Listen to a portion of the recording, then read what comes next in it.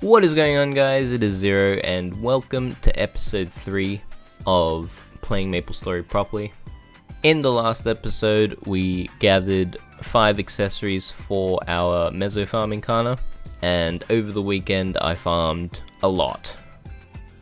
Last Sunday there was a 24-hour double drop event, and I ended up streaming for around about 15 hours. If you're only here for the cubing, I'll leave a timestamp in the description that you can click on to just skip there. Before we get into the farming and the cubing, I just wanted to do a quick tutorial on how to get familiars for Meso farming. Familiars are very important for early game Meso farming because all of early game Meso farming revolves around the Malaysia area. And what's special about Malaysia mobs is each mob has a chance to drop 2 Meso bags. Now what familiars do is they guarantee that each mob drops 2 bags every single time. So there's 2 familiars you can get. You can get the Eye of Time from Temple of Time, and there's the Leprechaun. Now I thought it was pretty common knowledge that you get leprechauns from NLC, but I actually had quite a few people, I think like 3 people, went to Golux Prequest to attempt to farm a leprechaun. Do not go to Golux Prequest. Those things do not drop familiars. They might look the same, but they're completely different mobs. So, piece of advice for newer players. So there are a couple of places where you can go to farm leprechaun familiars. The first one, and probably the easiest to get to, is the first map. So you just go all the way to the left side of NLC, take the taxi, and you get to the bent tree. There's quite a few spawns in this map. There's I think 7 or 8 leprechauns lying around, but they're kind of spaced out, so I don't really like this map too much. The map that I prefer to go to is called the Evil Dead. It's a hidden map, and it's pretty far into the forest, so it's very easy to get lost if you don't know where you're going. It's a nice flat map with only 3 leprechaun spawns, but it's a lot easier to continuously clear, so it's a lot lazier, so I like it a lot better. So in order to get here, from Bent Tree you go in the middle portal. After that you go 1 portal to the left, and then you go 3 portals to the left. After you've done that, you go all the way to the right side and go in that portal, and then you'll come to this map and you just take the portal on the right side. After that you spawn into this map, and hopefully you're playing a Kana so you can just teleport up to get to the top, and then you just go into this little sign. If you are 5th job, you can also jump and rope lift up. If you don't have any vertical mobility skills, then unfortunately I don't actually know the way to get to the top. Every time I've been here I've just teleported up on my Kana. I'm sure there's a guide on YouTube somewhere. Reason I would recommend leprechauns over Eye of Times is because leprechauns have a lot less health, and they're slightly lower level, so they're a little bit easier to farm. If you want an Eye of Time, just go to Memory Lane 1, which is the first map in Temple of Time.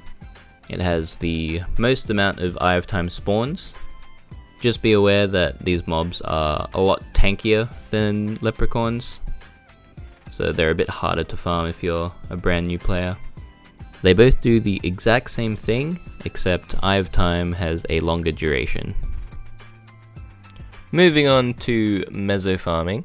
The map I went to and the map that I will be farming in for the rest of this series is Muddy Banks 3. I know what you're thinking, why not get a buy station? Well, I made a personal decision to stop random TP farming because I think it's way too abusable. I'll probably make a separate video on random TP later.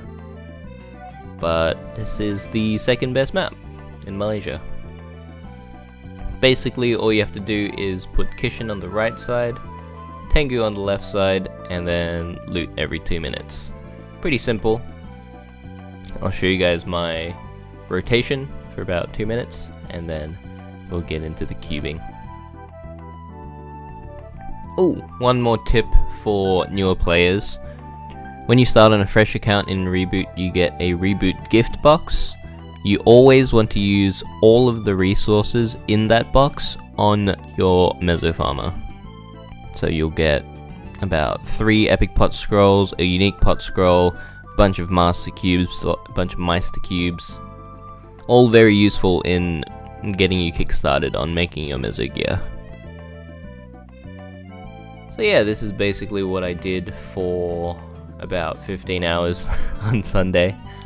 Every time I got 500 mil, I would stop and cube for a bit, just to try and get one extra piece of Meso gear, and this is the result. Enjoy the cube montage.